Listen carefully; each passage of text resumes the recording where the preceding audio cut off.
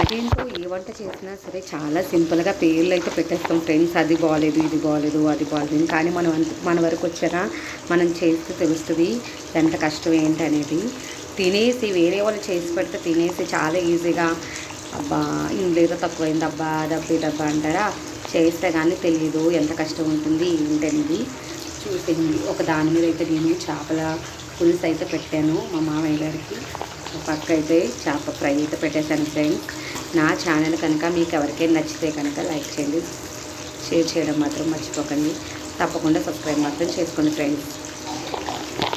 పెళ్ళి కానప్పుడు మా అమ్మ అన్నీ నాకు చేసి పెట్టేది. ఇంకా పెళ్ళి అయ్యాక అన్నీ నేనే నా భర్తకి నేను చేసి పెట్టాలి. అమ్మ వంట అయితే నేను మిస్ అవుతున్నాను, అమ్మను కూడా చాలా మిస్ అవుతున్నాను. కానీ ఏం చేస్తాం, తప్పదు. కొన్ని కావాలంటే కొన్ని వదులుకోవాలి. ఓకే ఫ్రెండ్స్, సబ్స్క్రైబ్ చేయడం మాత్రం మర్చిపోకండి. Thank you.